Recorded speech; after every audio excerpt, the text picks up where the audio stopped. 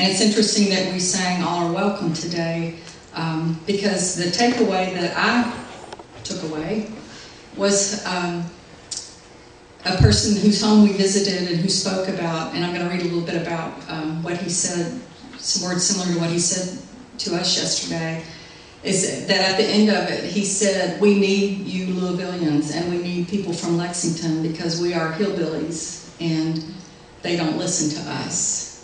And it struck me how unwelcomed many of the Eastern Kentucky folks have been. So I want to set the start of this to invite you to think of a time in your life when you have felt unwelcome, or that you didn't have legitimacy in a situation that you were in.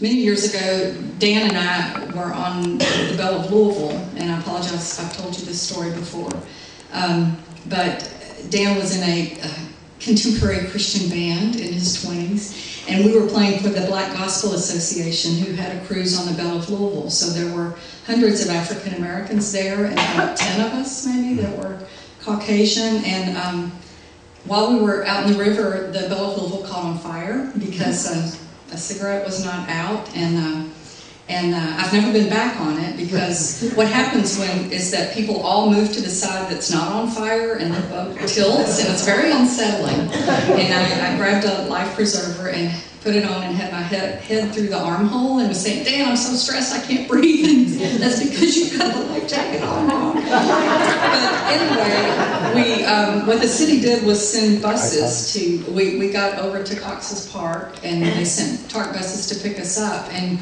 we got on the TARC buses, and people questioned those of us who were Caucasian. They said, you weren't on the Belle, you're just trying to get a free ride. And we really had to explain, yes, we were there. We're not just trying to mooch off of TARC. So we're at a music store in Knoxville when they were playing, and we were having the grandest time. This was like we had died and gone to musical heaven. It was the neatest store. And we were in there, granted, maybe been playing the instruments a little too enthusiastically. And so after a little while, the man working in the store just yelled out, well, are you all going to buy anything? And I said, yes, I'm buying this banjo air freshener. And I did. So we were paying customers. But we felt unwelcome. We went and we met with some members of KFTC, Kentuckians for the Commonwealth, and had lunch together with them. We went to a mining museum. We went to Benham and Lynch, Kentucky, and we went in a Portal 31, which is an exhibition mine. So we actually got in a rail car and went down deep in the mine. We went up to the top of Black Mountain, and we looked at the Virginia side, which has had a lot of mountaintop removal, and we looked at the Kentucky side, which has not. And then we sat in really cold weather for an hour and listened to great information from KFTC, but our ears may have been too frozen to really take it in. So again, thank you for your patience as we were there. So I wanted to share a little bit of voice from Elmer Lloyd, who is a gentleman that we met yesterday. And Elmer says, I've been here all my life. I'm a former coal miner on disability now.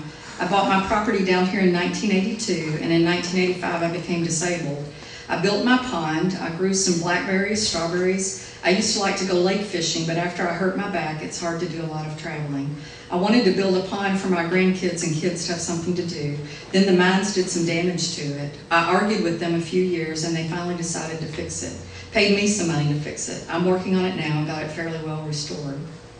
The way it is now, our young people don't have a choice, and I'd like to see us create new opportunities for young people to live and work in the mountains. If we had other jobs besides coal in the community, maybe more of our kids would stay here. Our kids either work in the coal mines or they move out. I've got a daughter that lives in Knoxville, Tennessee, and she's a respiratory therapist, and she makes more money than coal miners make. And I don't think that's right, because the coal miners ought to make good money. They used to when they had unions. We also have to stop destroying our mountains. We have beautiful mountains, beautiful scenery, and nice people. I know everything can't be the way you want it, but if we don't think about the future pretty quick, it's going to be too late to back up and correct it. Once the scenery is destroyed and people have gone from here, it'll be too late. I know a country needs coal, but let's go about it with the best way, with the least destruction. And it was interesting, he used the term state-supported destruction yesterday, and that's stuck with me. If we destroy the country now and they come up with a better source of power 30 years from now, we're going to say, why didn't we do this first? We also met a gentleman named Carl Shug, who is featured in this book, Something's Rising, Appalachians Fighting Mountaintop Removal. And he says, I honestly believe in my heart that if the environmentalists and the coal industry could sit down together and get a dialogue going, we could change things. Coal ain't going to stop tomorrow, but there is a way we could communicate and clean things up, and maybe even get coal to be a part of the equation. But the coal companies don't want to budge, don't want to give anybody a voice, they just don't want to lose a dollar. Through the years, we have been beaten down. Our politicians have not represented us. There was a big redistricting so that there are 4 representatives who represent Harlan County.